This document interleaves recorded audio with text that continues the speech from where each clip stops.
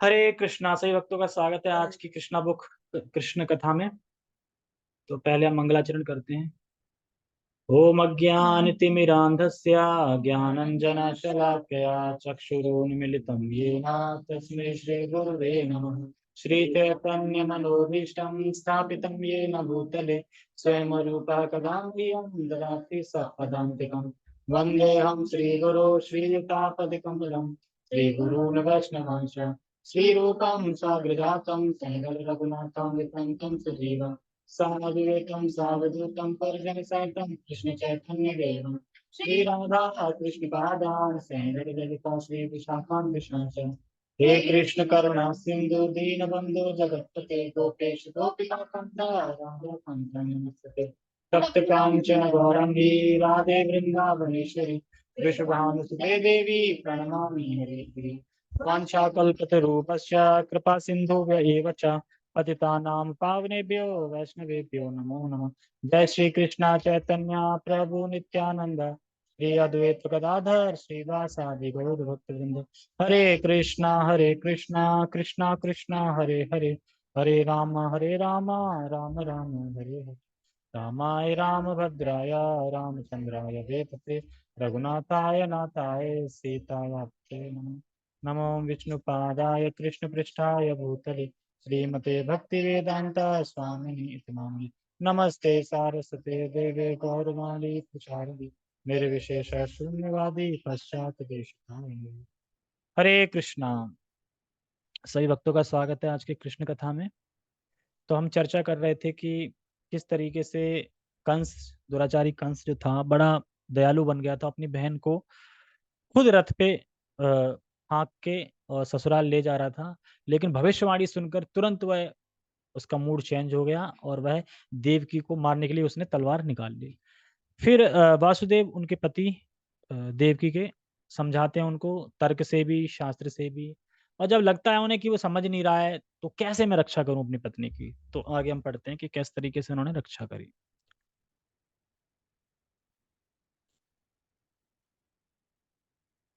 एक बार फोन कर दो कोई रेखा को, शायद वो सोच रही होंगी कि क्लास अब होगी नहीं कृष्णा को, बाद में हमें बताया नहीं।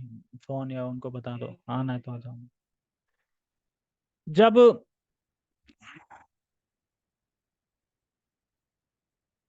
कौन कर रहा है, कोई कर रहा है क्या?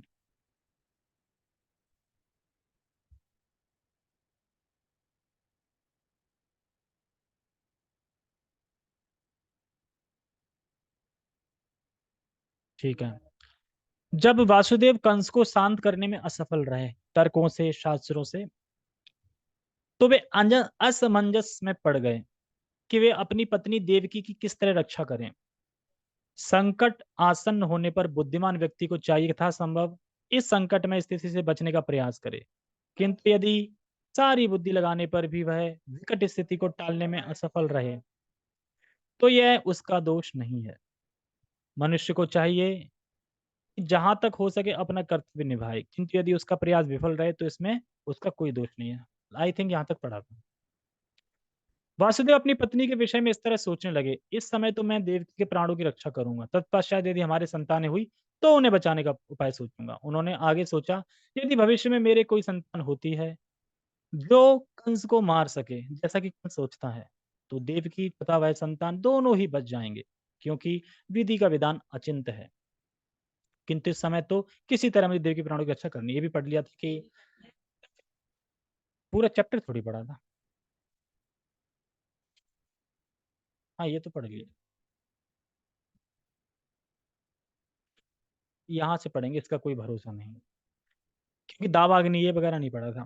तो कहने का मतलब यह है कि बुद्धिमान थे इसलिए सोच पा रहे थे कि अगर देवताओं ने भविष्यवाणी की है तो आठवां पुत्र उत्पन्न होगा, जन्म लेगा तो देवकी यानी जिंदा रहेंगी। लेकिन फिर भी यथासंभव जो मेरा प्रयास है, जो अभी सिचुएशन है उसके हिसाब से तो मुझे रक्षा करनी है। ठीक है। इसका कोई भरोसा नहीं कि जीव किस तरह किसी विशेष प्रकार के शरीर से संपर्क करे। ठीक वैसे ही जैसे बहती अग्नि का कोई भरोसा नहीं कि जंगल में वह किस प्रकार एक विशेष प्रकार के काष्ठ के संपर्क में आती है। जब जंगल में अग्नि यानी दावाग्नि लगती है तो यह देखा जाता है कि दहक अग्नि वायु के प्रभाव से एक वृक्ष को छलांग कर दूसरे को चपेट में ले लेती है। इसी तरह जीव अपने कर्तव्यों का पालन करने में चाहे कितना ही सतर्क क्यों न रहे, तो भी उसके लिए यह जान पाना अत्यंत कठिन होता है कि अगले जीवन में उसे कैसा शरीर प्राप्त होने वाला है। कोई यूट्यूब का चैनल खोल लो, उसमें लास्ट मेरी कथा होगी ना, उसमें एंड पे जाके देखो कहाँ तक पढ़ा है, उससे पता चल जाएगा, ठीक है? तब तक देखो, नहीं हम तो पढ़ रहे हैं, तब तक देखो है कौन सा, पेज नंबर देख लेना कौन सा है। जैसे कि महाराज भरत आत्म साक्षात्कार संबंधी अपना कर्तव्य अत्यंत श्रद्धापूर्वक निभा रहे थे, किंतु संयोगवश उन्हें एक मृग के प्रति क्षणिक अनुराग उत्पन्न हुआ। क्षणिक मतलब कि टेम्परेली, थोड़ा, ऐसा नहीं कि हमेशा लगाव रहेगा किसी चीज में। भौतिक जगत में देखो यही है, यहाँ पे प्रेम घटता है और आध्यात्मिक जगत में प्रेम बढ़ता है, वो रियल प्रेम है, ठीक है? इसीलिए वहां पे बोर नहीं होते, क्योंकि बढ़ता है हमेशा, इतना बढ़ता है, वो बढ़ता ही जाता है, कभी उसकी लिमिट मतलब नहीं है कि कितना बढ़ता है, बढ़ता ही जाता है पर डे। कहाँ पे थे? प्राप्त, हाँ संयोगवश, ठीक है, जिससे उन्हें अगले जन्म में मृग का शरीर धारण करना पड़ा। अपनी पत्नी की रक्षा का उपाय सोचकर वासुदेव अत्यंत पापी कंस से सम्मान बोले। कभी कभी ऐसा होता है कि वासुदेव जैसे पुरुष को कंस जैसे परम पापी व्यक्ति की चाटु कार्य करनी पड़ती है। कूटनीतिक व्यापार ऐसे ही चलता है, मतलब कि थोड़ा बहुत ऊपर झाड़ पे चढ़ाना पड़ता है, ऐसे ही व्यापार चलता है। क्या व्यापारी नहीं करता, अरे बहुत अच्छा है, बिल्कुल नहीं कमा रहा हूं मैं इससे, ले जाओ। हाँ, क्या, ये क्या है? 55 नंबर पेज है ना? हाँ यही है, तुम पता नहीं क्या दिख रही हो। 55 नंबर ही पेज है, इतना पता नहीं, यहीं से था, जो हिरण राजा भरत का जो आया ना प्रसंग, वहां से है, ठीक है? तो चलता है, यद्यपि वासुदेव अत्यधिक खिन्न थे, किंतु उस पर वे मुस्कुराने लगे। उसको देखते हैं ना कि दिखावा करके मुस्कुराना, जैसे कि खिन्न थे, अब कोई अपनी पत्नी को मारने वाला हो तो गुस्सा नहीं आई उसे, और फिर वो प्रेम से बोले, तो यानी वो ऊपर से उसकी चाटुकारिता है, मतलब कि एक तरह से कहते हैं ना कि अ, पहाड़ पे चढ़ाना या फिर झाड़ पे चढ़ाना, ऐसे बोलते हैं हिंदी में, इस तरीके से। तो मुस्कुराने लगे। कंस अति निर्दय था तथा इसलिए उन्होंने इस निर्जल को इस प्रकार संबोधित किया, हे मेरे प्रिय कंस, तुम यह मान लो कि तुम्हें अपनी बहन से कोई खतरा नहीं है। तुम्हें खतरे की आशंका इसलिए है क्योंकि तुमने आकाशवाणी सुनी है, किंतु यह खतरा तो तुम्हारी बहन के पुत्रों से आना है, तो इस समय यहाँ उपस्थित नहीं है, और कौन जानता है कि भविष्य में पुत्र हो या नहीं। इस विचार से तुम अभी सुरक्षित हो, ना ना ही तुम्हें अपनी बहन से डरने का कोई कारण है। यदि उसके पुत्र उत्पन्न होते हैं, तो मैं वचन देता हूँ कि मैं उन सबों को लाकर आवश्यक कार्यवाही के लिए तुम्हारी समझ प्रस्तुत करता हूँ। तो पहले भले ही असुर होते थे, कोई होते थे, लेकिन वासुदेव का ये आचरण था, उसे भरोसा था कि वासुदेव जो बोल देते हैं ना, वो पत्थर की लकीर होती है। तो अगर वासुदेव ने बोल दिया कि जो पुत्र होंगे मैं आपको लाके दे दूंगा, तो वो मान गया, हाँ ये पक्का लाके दे देगा, इतना भरोसा था उसे। तो और एक दूसरा ये कि मरना तो पुत्र से है ना, पुत्र कहाँ है अभी? अभी तो नहीं है ना, यानी अभी कोई खतरा नहीं है मुझे, फ्यूचर में होगा, अभी तो नहीं है ना, तो इस समय तो मत मारो ना, अभी तो है नहीं खतरा नहीं। रही बात 8वीं संतान से खतरा है, तो वो मैं लाके आपको दे दूंगा, तो कंस फिर मान जाएगा। यदि उसके पुत्र उत्पन्न होते हैं तो ठीक है, प्रस्तुत करूंगा। कंस वासुदेव के वचनों के महत्व को जानता था और वह उनके तर्क से आश्वस्त हो गया। फलतः उस समय वह अपनी बहन के जघन्य वध से विरत हो गया।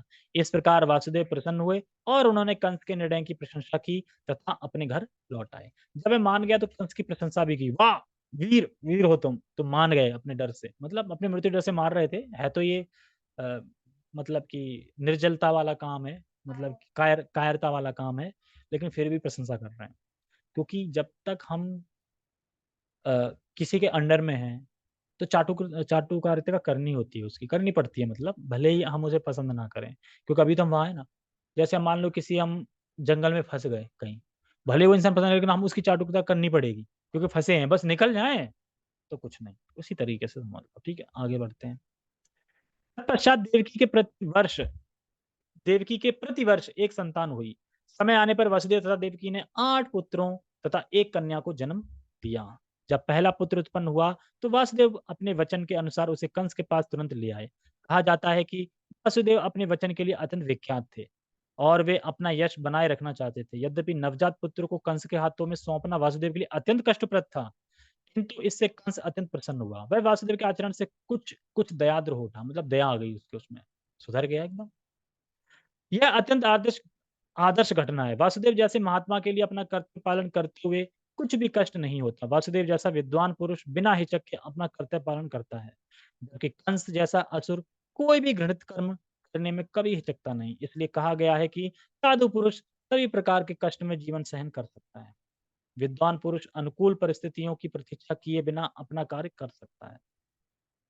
तो जो विद्वान पुरुष होता है, ज़रूरी नहीं है कि अनुकूल परिस्थिति ही हो। भगवान की भक्ति करने के लिए हमें अच्छा-अच्छा टाइम ही मिले। कभी-कभी विपरीत परिस्थिति भी आती है, तो उसमें हमें डटे रहना चाहिए भक्ति में। कंस जैसा नृशंस व्यक्ति कोई भी पाप कर सकता है और एक भक्त भगवान को प्रसन्न करने के लिए सब कुछ न्यौछावर कर सकता है। कंस जैसा असुर व्यक्ति है ना, वो कब क्या कर दे कोई भरोसा नहीं है, कब उसकी बुद्धि घूम जाए। अच्छा खासा अपनी बहन को ले जा रहा था, तुरंत मारने लगा, यानी कितनी जल्दी बदल गया एकदम। कहते हैं ना गिरगिट की तरह रंग बदलना। गिरगिट की तरह क्योंकि गिरगिट ना अगर हरे चीज़ पे होगा तो हरा रंग कर लेगा, अपना लाल पे होगा तो लाल रंग कर लेगा, मतलब रंग बदल लेता है। उसी प्रकार से लोग रंग बदल लेते हैं।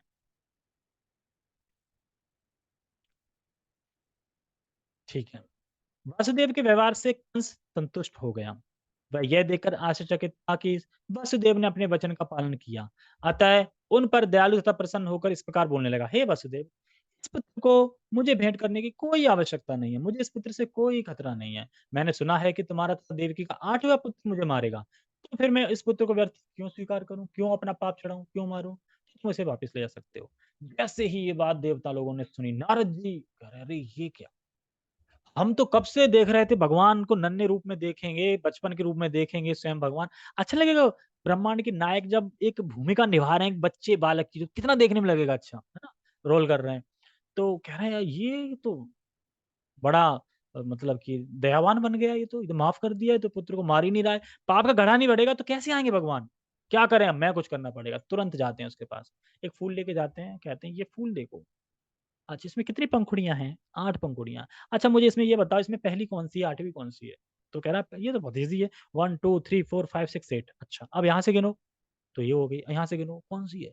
कह रहा है ये विष्णु है, कहीं से भी कुछ भी कर सकता है। कह रहा है अच्छा, ठीक है, तुरंत आदेश दे सैनिकों जाओ, वासुदेव को बंदी डाल दो उसमें और पुत्र लेके आओ और फिर वो मार देता है।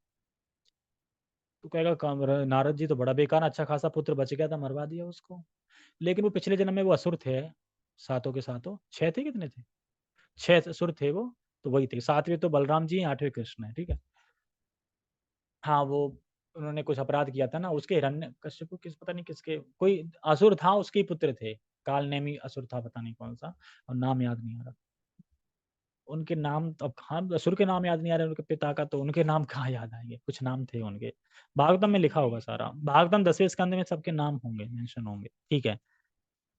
वासुदेव अपने प्रथम पुत्र को लेकर घर लौट रहे थे, तो यद्यपि वे कंस के व्यवहार से प्रसन्न थे, तथापि उन्हें उस पर विश्वास नहीं हो रहा था, क्योंकि वे जानते थे कि कंस किसी के वश में नहीं है।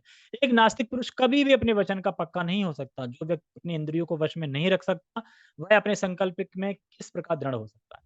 देखो, जो अपनी इंद्रियों को वश में नहीं रख पा रहा है, वो किसी भी कार्य में दृढ़ संकल्प हो ही नहीं सकता।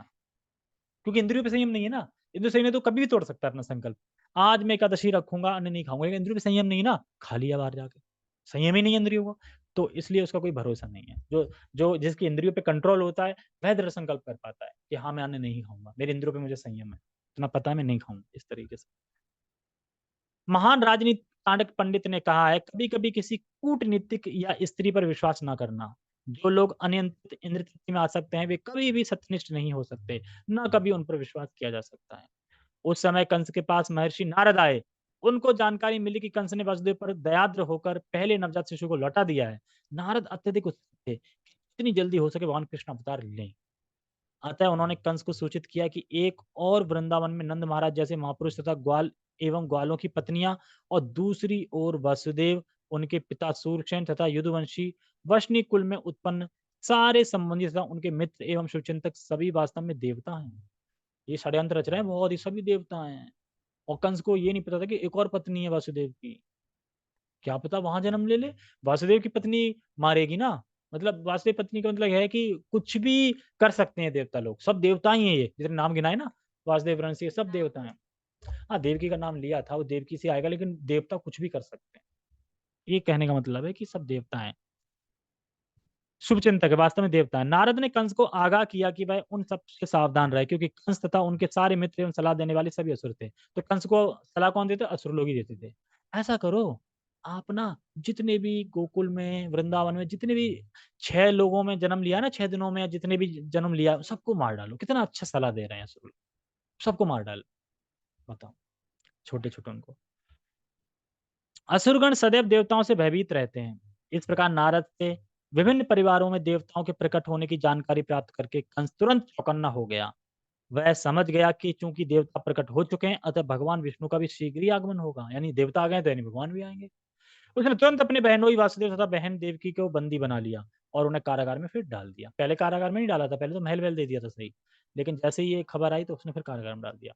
वासुदेव तथा देवकी लोहे की सलाखें पहने कारागार में प्रतिवर्ष एक पुत्र को जन्म देते रहे और कंस प्रत्येक बालक को विष्णु का अवतार समझकर एक एक करके मार। वह 8वें पुत्र से विशेष रूप से भयभीत था, किंतु नारद के आने के पश्चात वह इस निष्कर्ष पर पहुंचा कि कोई भी बालक कृष्ण हो सकता है, अतः वासुदेव तथा देवकी से उत्पन्न सभी संतानों को मानना ही दुष्कर होगा। कंस के इस व्यवहार को समझ पाना बहुत कठिन नहीं है।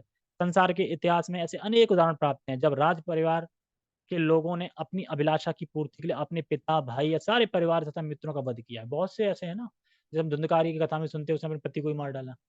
और भी खबरें आती हैं ना, घर वालों को मार दिया, इसके चक्कर में भाई को मार दिया, इसको मार दिया, उसको मार दिया। तो ये राज परिवार में होता रहता है। तो कोई आश्चर्य की बात नहीं है कंस के लिए। इसमें कुछ भी आश्चर्यजनक ना था, क्योंकि आसुरी वृत्ति वाले राज परिवार के लोग भी अपनी निंद अभिलाषाओं के लिए किसी का भी वध कर सकते हैं। जैसे कि राजनीति में नहीं चलता है, राजनीति में कोई बढ़ रहा होता है तो उसे मरवा देते हैं, या फ़िल्म इंडस्ट्री में ज़्यादा खूबसूरत है, इसकी फ़िल्में ज़्यादा चल रही है तो उसको मरवा देते हैं। दिव्य भारती के साथ भी ऐसे ही कुछ हुआ था शायद। तो ऐसे ही वो करते रहते हैं लोग। नारद की कृपा से कंस अपने पूर्व जन्म से अवगत हुआ। उसे पता चला कि वह पूर्व जन्म में कालनेमी नामक असुर था। हाँ, कालनेमी था ना, जिसका वध विष्णु द्वारा हुआ था। उसने भोज परिवार में जन्म, तो इसने अपने ही पुत्रों को मारा है। कालनेमी के ही पुत्र थे 6 जो असुर बन के आए थे, तो अपने पुत्र को ही मार रहा है। बताओ। हकीकत में देखा जाए तो कंस अपने पुत्र को ही मार रहा था। ये बना कंस कालनेमी, और वो बन के आए देवकी के पुत्र उसमें घर में, ऐसे करके। तो भोज परिवार में जन्म लेकर ये निश्चय किया था कि वह यदुवंश का घोर शत्रु बनेगा, क्योंकि कृष्ण उसी परिवार में जन्म लेने जा रहे थे। अतः कंस अत्यधिक भयभीत था कि वह पूर्व जन्म की ही भांति कृष्ण के हाथों मारा जाएगा। सर्वप्रथम उसने अपने पिता उग्रसेन को नंदी बंदी बना लिया, क्योंकि वह यदुभोज का अंधक वंशों का प्रमुख राजा था। उसने वासुदेव के पिता शूरसेन के राज्य पर भी अधिकार जमा लिया और अपने आप को इन समस्त देशों का राजा घोषित कर दिया। तो मतलब इतना लूटपाट शुरू कर दी, यहाँ कब्जा, इसको राजा को बंदी बना लिया, खुद पूरा तहलका मचा दिया उसने, इस तरीके से। तो इस प्रकार लीला पुरुषोत्तम भगवान श्री कृष्ण के अंतर्गत भगवान श्री कृष्ण का अवतरण नामक प्रथम अध्याय का भक्ति वेदांत तात्पर्य हुआ। हरि बोल। चैप्टर 2 पढ़ेंगे हम कल। देवताओं द्वारा गर्भस्थ भगवान कृष्ण की स्तुति बना लेना, ठीक है? ये अध्याय का नाम। हरे कृष्णा। जगत गुरु शीला प्रभुपाद की जय। श्रीमद श्रीमद भागवतम की जय। कृष्ण कथा की जय। जय गौर प्रेमानंदे। हरि हरि बोल।